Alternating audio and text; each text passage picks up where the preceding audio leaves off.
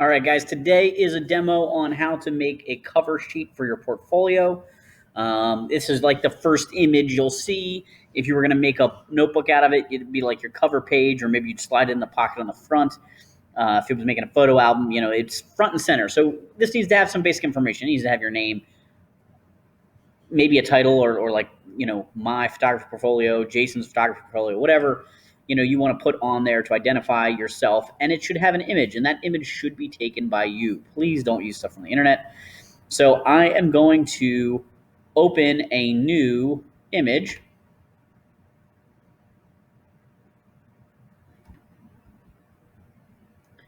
And I'm going to grab mine from my desktop, flash drive, sample image here. I'm going to use the Ultra, or the Full HD. Maybe the Ultra. Ultra's better. Apply.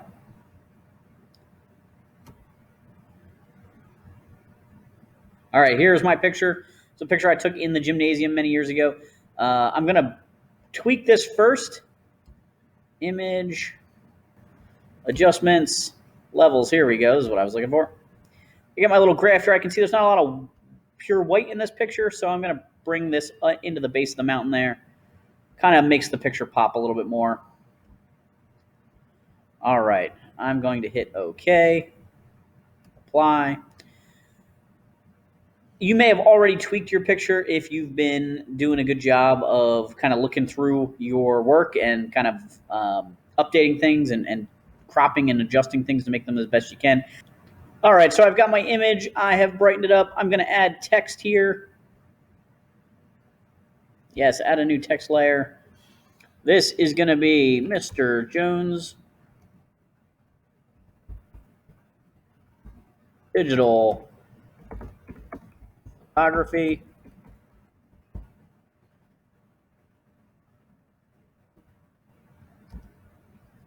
All right, and so I've got my layer here. I'm going to bring it down into this. Whoa. Bring it down here to this corner. Obviously, I've got some issues with it. It's too small.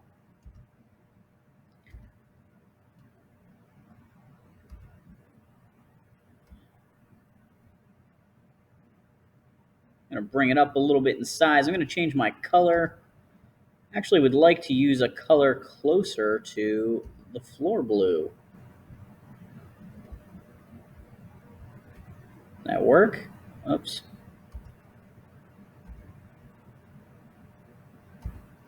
There we go. Okay. Now I could also add other effects to this. A drop shadow might look nice, or I could just duplicate this layer. Duplicate the layer. On this duplicate layer, I'm going to change the color. The color here, and I'm going to grab black. I'm going to use my mouse to stagger them a little bit. So I've got sort of that double effect, but I'm going to switch the order of the layers over here on the layer palette. So the blue's on top of the black. All right, so I've got my name. I've got my digital photography thing. This is pretty much done. I could do more to it or less to it. It just kind of depends on what you're interested in. I could create a box around the outside.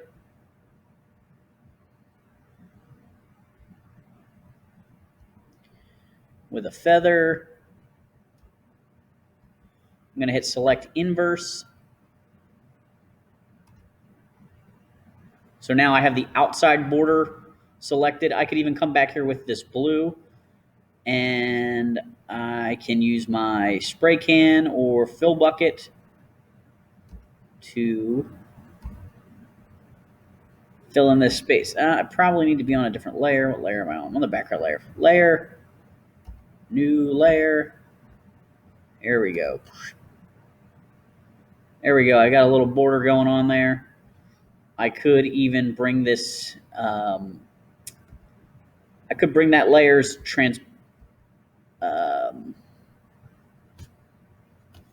blanking on the word.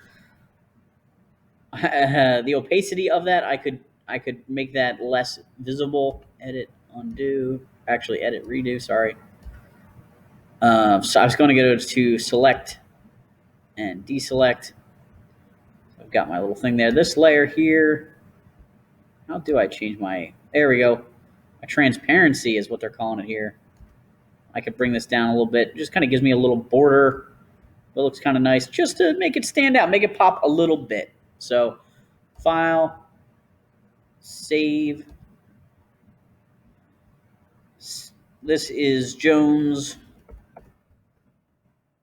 cover, and I'm going to save it as a JPEG with top quality right there like that, and it's downloaded. I'm done. So just like that, you can make a cover slide, be creative, find a picture that maybe represents you or the type of things you like to photograph, and we'll go from there.